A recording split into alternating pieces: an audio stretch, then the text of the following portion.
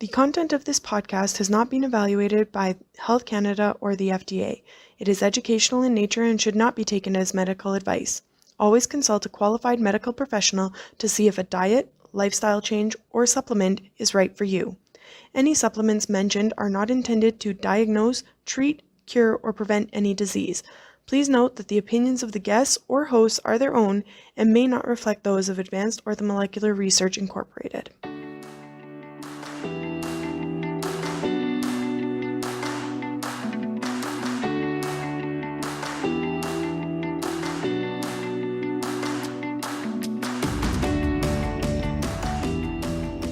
Welcome to Supplementing Health, a podcast presented by Advanced Orthomolecular Research. We are all about applying evidence-based and effective dietary, lifestyle, and natural health product strategies for your optimal health.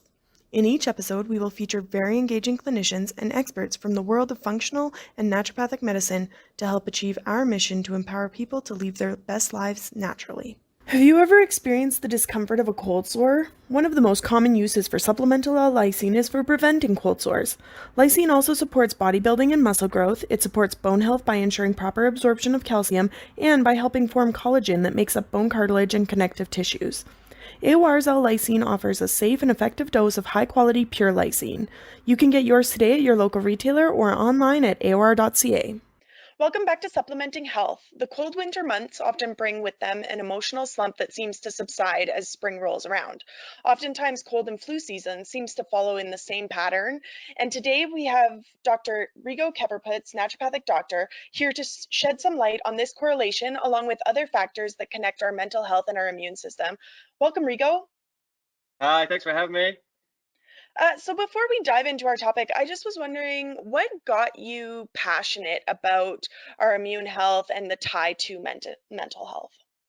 Oh, that's a great question. For the last 7 years, I spent a large part of my career in the cancer field. And I always had this belief that cancer was a very important condition to be treated. And I noticed that over the years, as I was studying it, I got more and more interested in the quality of life. It's not that our lifespan isn't important, but it really mattered to me that people, when they are diagnosed with such a terminal condition, that they continue to live and continue to live their life and put the living into their life.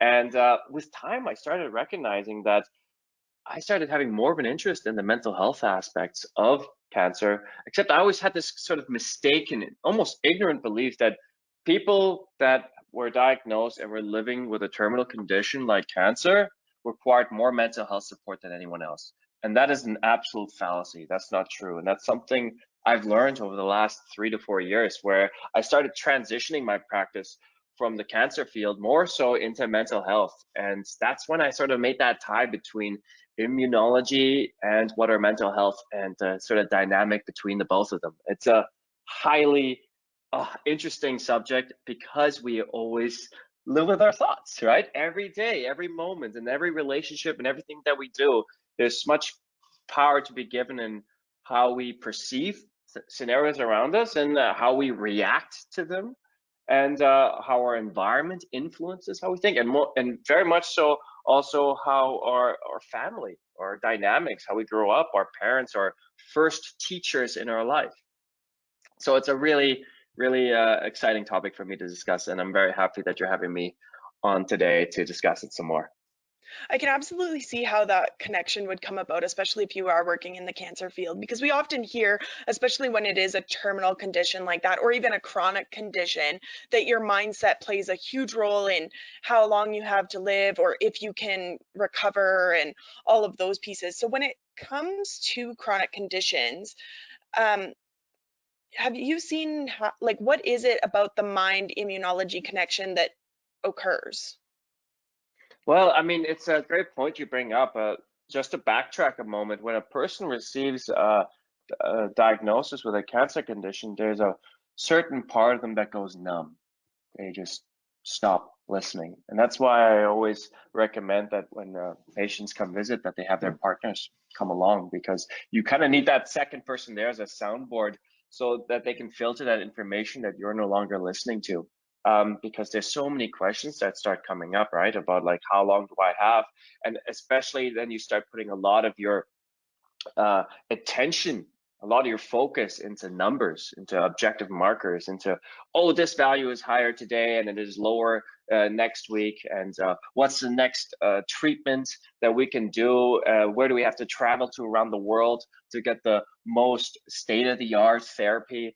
And that can create a lot of emotions, a lot of fear, a lot of uncertainty. And it's interesting to note that, when we feel stress acutely, there's certainly a response in our immune system where we start releasing different cytokines, which are sort of chemical messengers that have broad spanning influence on our immune system. However, if we look a little bit deeper, we're noticing that, when we practice holistic care, and I mean it's in a very holism type of picture, then we need to understand that when we feel stress, when we feel worry, when we feel fear, there's a endocrinological response, a hormone response that takes place. But not just specifically from that standpoint, there's also an effect that takes place in our nervous system. And our whole body is tied together, right? We're like a spider's web, and all the different anchors make us who we are. And so when we feel stress, our nervous system goes through changes, our hormones go through changes, and absolutely as a response, you're going to have changes in your immune system as well that reflect that. Yeah, that makes sense. Absolutely. And I mean, we hear all the time that stress has been tied to so many conditions. So obviously, if you already have those conditions, adding stress into the mix is likely not a positive thing. Um, No, it becomes like a snowball effect, really. It just starts compounding itself over and over. And when you go down the rabbit hole and you don't feel any better for it. yeah, true enough. So, what is the study of psychoneuroimmunology then, and what are the aims of that field?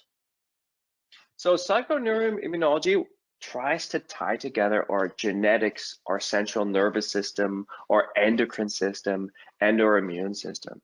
At the end of the day, it spans a wide array of different organ functions to make sense on how these different systems relate to each other and influence each other, because we're recognizing now that there's a little bit of mirroring that takes place, a little bit of interaction from both spectrums, and that these are highly plastic. That means that they are dynamic, that they can change. You know, toss out the window the old belief that you are set in stone, you are born with the genetics that you have, and that's that. You can't change it. And then we have some really outdated ways of thinking back in the day where we thought that if such and such person had this condition, that means all their children were going to have it.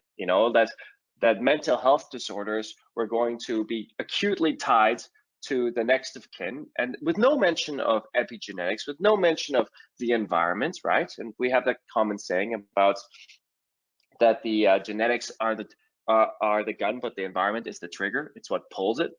And so with psychoneuroimmunology, and it even extends to it that sometimes we call it psychoneuroendoimmunology, so PNEI. It ties all those together.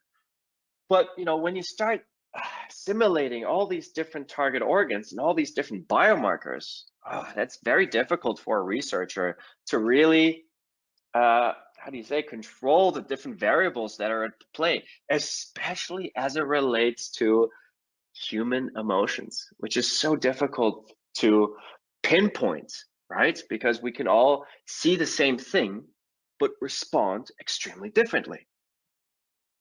Yeah, for sure.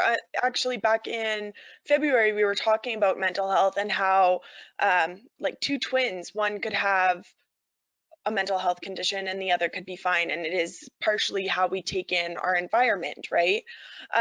So, one thing that I kind of was thinking about there while you were explaining this field is um, like toxic element exposure. We know that that can result in certain, again, it depends on which elements, obviously, but it can result in certain mental health conditions.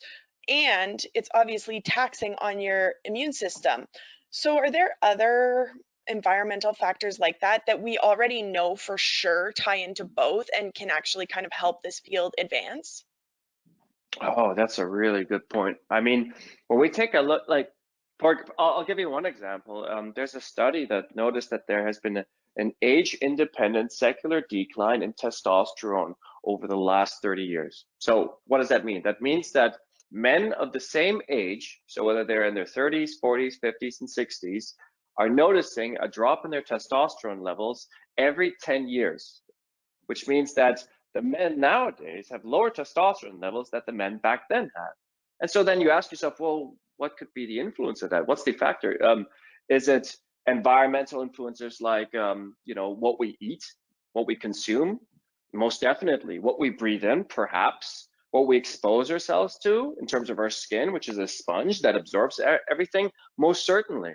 So, for example, one big environmental influencer would be, plastics, xenoestrogens, BPA, phthalates, all the things that create these fake estrogens in our bodies that have a huge downstream impact on the rest of our hormone production. And these hormones are very important for our health and well-being. I mean, we want to tie in together our hormones and our immunity, for example, then we know that progesterone, for example, is a highly calming anti-anxiety hormone, very important, has many different biological and physiological aspects, as does testosterone. And we're noticing now, finally, after decades, we're recognizing that there's a condition known as andropause, where men, similar to females, experience a drop in their testosterone levels. And we know that testosterone is acutely linked to moods. We know that it can be linked to depression. And so if you're experiencing lower hormones levels, which are as a result creating a drop in your emotions, as in depression or anxiety or a lack of self-confidence, well, then certainly that's going to have impacts on your immunity as well. So for that depression angle, actually, seasonal affective disorder affects a lot of Canadians, right? And we know in part it's because we get less sun during our winter months. But I was wondering what else about those cold winter months trigger SAD, and does that have any similar type effects that we see in other depressive conditions or other mental health conditions that would tie into the immune system? I think, I'll give you right now some clinical feedback here that just this season alone, I measured about 30 people's vitamin D levels. Not everyone wants to do it because sometimes people say, hey, you know what, if they're low, I'll just take vitamin D anyways, or I'll increase it. And out of those 30 people, 29 people had low vitamin D levels. And out of those 29 people, I'd say about 24 of them were taking vitamin D. And about 24 of those, I'd say probably half were taking 3 to 4 times the recommended daily intake, which is normally 1,000 or 300 IUs of vitamin D. And so that really gives you a real impact, a real impression on how the latitude of the world, as in like where we live, has a huge impact on our sunshine exposure.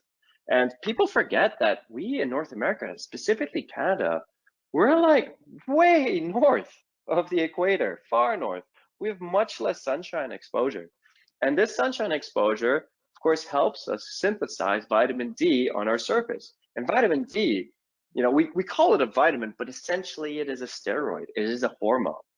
And there is just a massive amount of research and data, current data even, out there that ties together the importance of vitamin D and depression, vitamin D and mood disorder, vitamin D and immunity. Even with the recent COVID-19 outbreak, there's already studies talking about lowered rates of mortality in countries, or let's say cities or areas that are below 25 degrees north of the latitude. And so we're noticing that seasonal affective disorder, just to clarify in terms of its diagnosis, means that you have felt a drop in your emotions, so that you feel, for example, depression during a particular season, such as winter, for at least 2 years.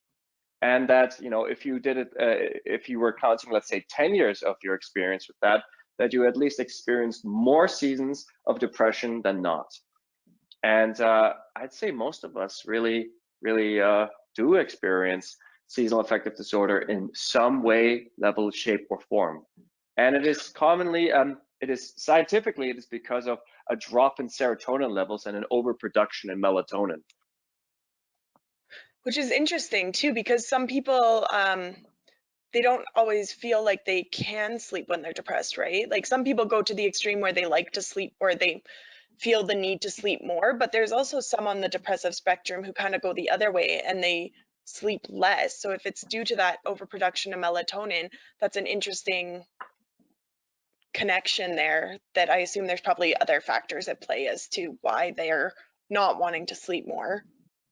Well, I find that depression and anxiety are intimately tied together. They're like two sides of a coin, and they definitely can lean in towards the other. Yeah, that makes sense. I mean, a lot of our emotions are closely tied. It's a fine line between excited and anxious, right? And between, sad and angry for some people, and emotions are such a complex thing. The vitamin D thing too, I think a lot of people forget here in Canada that between the months of, I think it's October and March, the sun's at such an angle that even if you do get outside a lot, you can't process vitamin D from the rays that you're getting.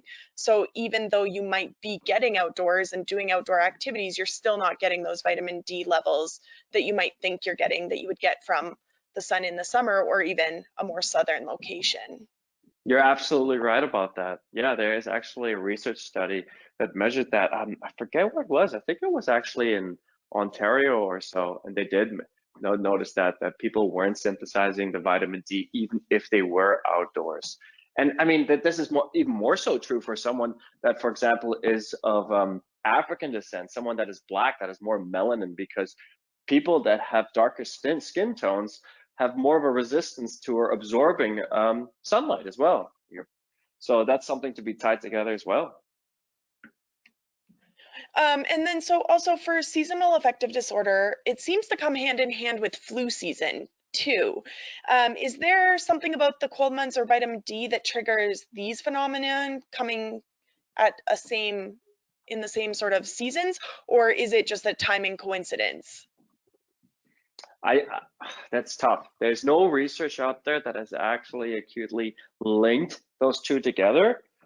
But taking a look at what we know, even from a vitamin D standpoint and immunity, or from our nervous system or our moods and our emotions and how they tie it into our immunity, I do think that those really link together. And it's always interested me that when we take a look at it, the historical context, it's interesting to note that during the darker months, we as a society and culturally and even religiously in different religions have had much more events take place during these dark winter months. So whether that is Sinterklaas in the Netherlands, or you have Christmas, or you've got Easter, or Happy Hanukkah, whatever it may be. There's a lot more. Even if we think about Halloween, there's all these things about people wanting to come together and to celebrate and to bring joy. And I think from a historical context, or I guess that would be an anthroposophical one, I think it's very interesting, and that might be tied together as well. That we know that we felt depressed during these months, and that's why we create sometimes these events to help support us, at least from a very long historical context. That's actually a super fascinating idea, really, because it makes sense. And especially back in the day when they didn't have science to explain why people were doing certain things, it makes sense that they try and lighten the mood with these celebrations or with community activities. Yeah, I mean, I think even in British Columbia, or I think it's in all of Canada now, in February, they created, because we didn't have a holiday, quote unquote, we created, and because February was the highest rate of suicides annually, then they created Family Day. Family Day, a day off for everyone to spend time together with their families. So I'd say that trend even continues currently. So, what does this connection with other people, or how does the connection with other people influence our immune system then? Because I know like a lot of these blue zone areas and a lot of studies have shown that obviously community and connections with other people have a positive effect on our health. So I assume that would be also emotional and immunological health. Yeah, I'd say so. I mean, we as humans are social creatures. We thrive on connection, and there's studies out there that showcase that there's nothing worse than isolation. And I think even if I could almost say that we've had the largest sample size last year when COVID-19 happened, and you had a pandemic, and we recognized how much social isolation and alienation influenced our mental well-being.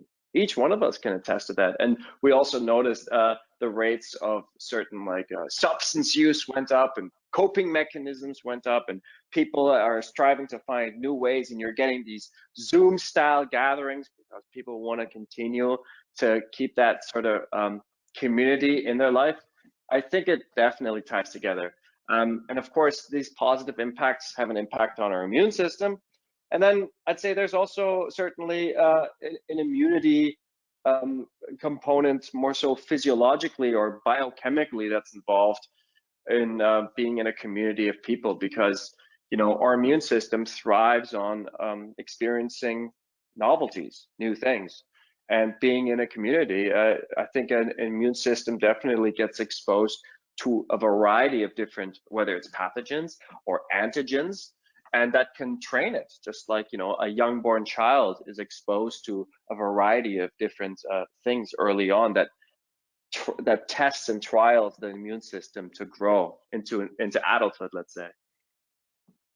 Yeah, no, for sure. And I think that's probably something that we maybe haven't even seen the full effects of yet from the pandemic. Like you were saying, we've seen some of the things from the social aspect, but people are still very much protecting their immune system. And it makes sense as to why. But down the road, I wonder if that will have an impact on especially younger children, like children born during the pandemic or early, toddler age, where they haven't had years of exposure already to build up that immune system. Most definitely. And it's interesting. Just going back to a question you asked me about how the immune system and our moods are tied together. Have you ever heard of the sickness syndrome or sickness behavior? No. So have you ever noticed, Cassie, that when you have a flu, that you might not be your social best, that you might want to, withdraw a little bit more, that you might feel fatigued and tired, and you might even feel a little depressed? Yeah, absolutely. Yeah, and that's because when we have a flu and we have mounted an immunological response, the body releases again these cytokines, and these trigger our nervous system, specifically across the sympathetic nervous system tract, as well as, of course, our hypothalamic pituitary adrenal axis. And this can have downstream, or I guess more rather upstream, impacts in terms of how we feel. And so it's sometimes interesting to note when a person feels ill, you wonder to yourself, well, is this person feeling ill? Like, what came first, the chicken or the egg? Is this person feeling sad because something that happened to them circumstantially in their environment, and therefore they feel down? Or is it perhaps that they are dealing with some sort of infection, dormant infection, deficiency, and thereby there's more of an upstream impact that's causing them to feel like that? Because we have noticed in research that, of course, inflammation is acutely tied to our immune system, and we recognize that when people have higher levels of CRP, which stands for C-reactive protein, a common marker of inflammation, that there's also a greater likelihood or an association to depression. And so it becomes, again, this double-sided coin of wondering, well, what caused what and where did it start? And what is the outcome? And at the same time, again, it makes it very difficult sometimes to pinpoint it, because it's, again, in the eye of the beholder, the person that perceives the stress or perceives the scenarios. And this can even extend to, especially to post-traumatic stress disorder. And we recognize that people that experience PTSD have higher levels of CRP and struggle with their emotional faculties and or experience re-traumatization, as well as some of the social outcomes of that, where there's alienation or isolation, or the list goes on. So then if you're diagnosing someone or working with someone who's received a mental health diagnosis, do you do specific lab work as well to identify maybe some of these physical root causes that tie into those emotional effects? Yeah, I definitely look at those, but it wouldn't be always my first instinct to go to, because while it is sometimes great to get some objective markers, at the end of the day, that is just one marker. It's just one thing that says, could this be perhaps, maybe not, maybe it's actually something physiologically that's happening in your body. And I'm also a really big proponent of us dealing with our stuff, our things, and how we feel and our emotions. And if we carry any regret or fear or worries or trauma from our past, as when we were children, a lot of that stuff carries forward. So in one way, yeah, it's a lot easier as a human being to want to take it, not just from a clinical, but from a patient standpoint, to want to take a look at these objective markers and build some sort of attachment to it. For example, thinking to yourself, oh, my markers look better and therefore I will feel better. And for some people that might be very true. But sometimes, and clinicians know this all too well, you kind of have to throw all the biomarkers out the window, because sometimes you have tests that tell a person, yeah, you're great, you're fine. And the person across the room will look you blank in the face, stare you in the eyes and tell you, but I don't feel good. I don't feel fine. I feel unwell. And so that's where sometimes deeper digging is involved. And so, yes, my answer is nebulous. It's a bit elusive, but it's the truth. It's a bit of a two-sided thing that you have to address. I think that's something that those of us that have been in kind of the holistic health or naturopathic health area for a while have seen those situations where people, especially if they've gone down the conventional route and they come back with normal levels in all of their lab work, and basically the conventional system has told them, well, you're not diseased yet, so you're fine. But that's where that idea of optimal health comes in as well, right? Because it's like, yeah, those intrinsic numbers say one thing, but you know how you feel. And especially if you are tuned into your body, you can tell when you're not your 100% right. Oh, Where absolutely. I mean, I think too, for some people, if their norm has been that subpar, they may not actually know what feeling good feels like, because it's been so long since they've felt good, which is maybe partially why that placebo effect can happen as well. I don't know. I'm obviously yeah. speculating here because each case is unique in their own situation, but I can see how both sides of that coin can be beneficial, and it depends on the person too, right? Like some people are more spiritual than others, some are more of that scientific mindset and want to have those markers or that map laid out for them, right? And they just believe that if they get to that end of that map, things will be better, and maybe it will, maybe it won't, depending on that person. I think you hit the nail on the head with that. I mean, it's one thing that I commonly, actually, it's one thing I regularly 100% do in my first visit with patients, is to figure out what I call their modus operandi, is how do you operate? As in, like, are you the type of individual that needs these tests to validate something to help you be compliant in whatever our treatment plan is? Do you have faith and or can draw from the knowledge that I'm sharing with you to make some of the well-informed decisions and trust me along this process? And so it's really important, because you're right, every person's different. Some people are very analytical. Some people really want to talk things through, and they have much more of an emotional perspective or aspect to that. And then, given what you said about the conventional healthcare system, I think there's this inherent Achilles heel there, and that's especially true in a public health sector, as in with Canada, because we have a publicly funded healthcare system. One needs to recognize that when we do certain blood tests, that there's a bell curve, and this bell curve takes in together thousands and thousands and thousands and thousands of individuals with no cause or concern for, you know, what their emotional changes are, or what their upbringing is, or what trauma they've experienced, or perhaps what their some of their biological parameters might be different about. And we make this kind of generalized curve about it, where we then put these two markers down. We say, you know, if you're below this, you have disease, and if you're above this, you also have disease. So that's where pathology begins. And the reason that these curves are so large is because if you started really wanting to personalize a patient's health profile, you really wanted to be like, yes, you know what, this is where you're okay, but we really want to see where you're at your best. If we wanted to do that, we would have to take that bell curve and shrink it down to like half its size. And if you do that, if you shrink it down half its size, that means that probably 2 times as many, or 5 times as many, or 10 times as many individuals will fall outside that curve, which then means that there's 10 times more doctors visits, 10 times more referrals, 10 times more hospital admittances, and I guarantee you within 3 months, the whole healthcare system would come crashing down. That's kind of like the gift and the curse of a publicly funded healthcare system.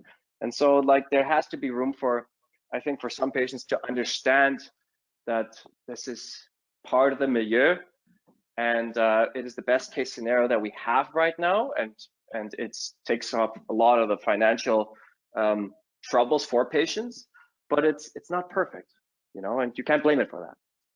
Yeah, no, I think too, people need to realize it's impossible for one person to know everything. And as much as you want to be able to rely on and trust your family physician or your doctor, um, they're also human too, right? So they can't spend all their time learning all the new evolving facts of science, because that's changing minute by minute. It's such a dynamic industry, and keep up with all of their patients. So there has to be some give and take there as well. That obviously, I think we're moving in the right direction as well, because patients are becoming more educated and knowledgeable, and being an advocate for their own situation, which I think is great. So it's not necessarily being dictated so much anymore as it maybe once was. And now there's more of that relationship between the patient and their entire healthcare team, because I think that's the other thing. We've got a lot of different types of practitioners out there that all specialize in different areas. And by having a team working with you, you can actually address far more than just by having that one professional that has their own limitations, as we all do. Yeah, I mean, especially as it comes to specialties, you know, like you expect the specialist to be the expert in this particular field, but when we try to apply something like psychoneuroendoimmunology, well, then you got to bring like 4 different specialists into the field. You might have to bring a psychiatrist, you will have to bring a neurologist, you'll have to bring an endocrinologist and an immunologist, and it probably still wouldn't be enough. And so you're right, you want to bring a healthcare team together to take a look at the different sides of the patient, different parameters. And the way I usually like to, my analogy is the way I like to approach a patient's care is like a game of chess. And the reason I call it that is because you can't win a game of chess with a single piece. It doesn't matter if it's the queen or not. You have to build a strategy where you have different parts that play a role in a patient's wellness. And sometimes there may be sacrifices involved, and to create a bit better position for the patient. And other times you might use several pieces to have the same end result. And that's the beauty really about naturopathic medicine, I find, is that because we have such a large toolbox, you know, it's like all roads lead to Rome. There's many ways in which we can approach something, and it becomes then a question again on, is the patient on board with some of these modalities? Because there's certain modalities that I can understand. A patient might say, I'm afraid of needles, so any acupuncture or IV therapies are out. Or I don't believe in homeopathy. Okay, so we'll take energetic medicine out. Or I think the pharmacy is the devil, and so that might take out. But there's still such a different room for different therapies that are available. And just one thing I wanted to mention, just going back to personalities and understanding who the patient is that's in front of you.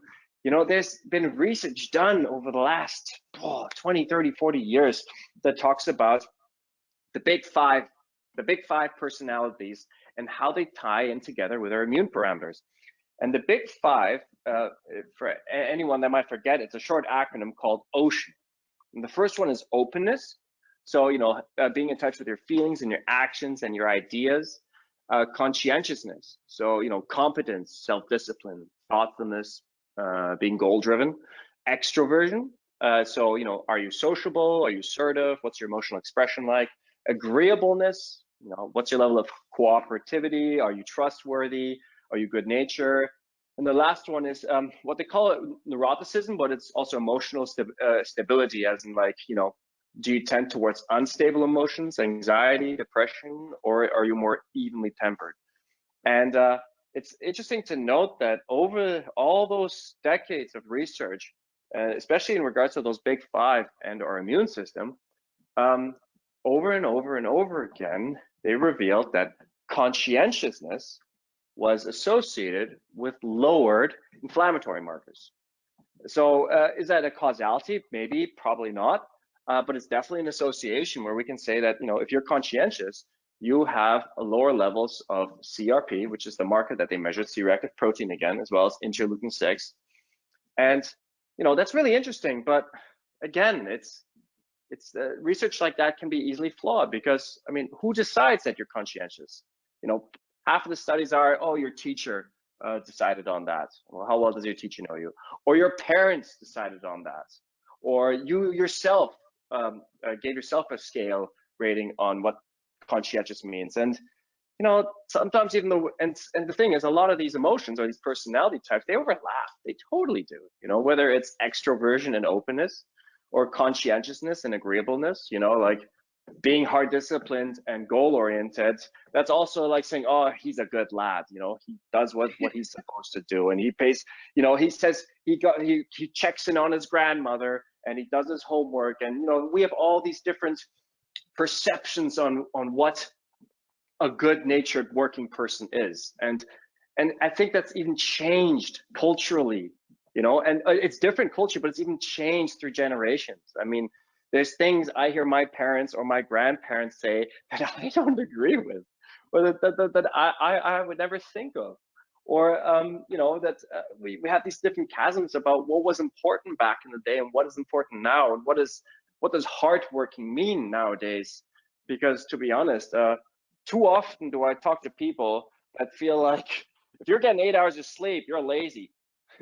You should do more work, right? And so it's become this world going so quick, fast working, the pace at which we're going.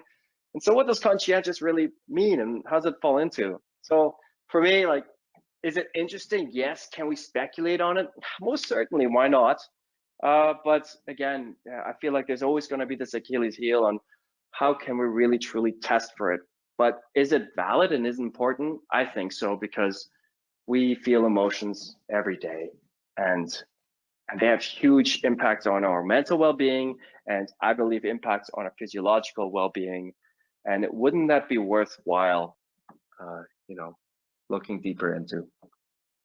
Yeah, this is a fascinating topic and field of study, and I can see how it would be very challenging, or is very challenging, for those that are researching it, because like you said, there's a lot of biases. Even when you are trying to create controls, you can't really tell someone how they're feeling, right? You can't, so you have to allow for some self-reporting, which it takes away some of that control and the ability to compare, because what I feel sad might not be how you think you feel sad, right? And we might rate ourselves the same sadness, but one is maybe more exhibiting more symptoms of depression than the other, or all of those kind of pieces. But I do think it's a very interesting field, and one that has a lot of potential for opening new avenues of medicine and treatment, and ability for people to improve and optimize their well-being.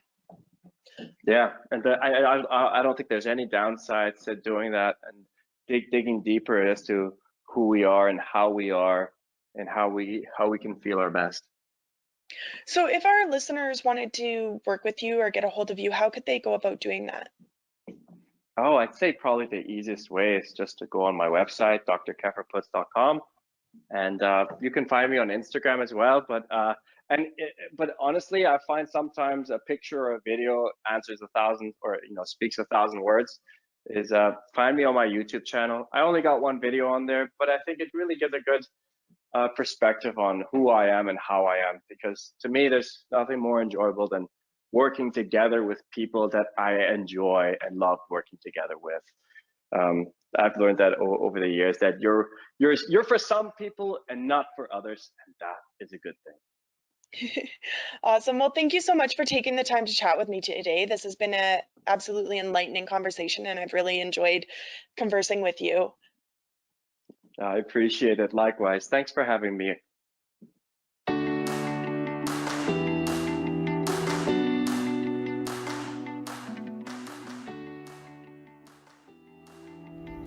Thank you for listening to Supplementing Health. For more information about our guests, past shows, and future topics, please visit aor.ca/podcast or aor.us/podcast.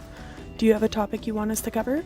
We invite you to engage with us on social media to request a future topic or email us at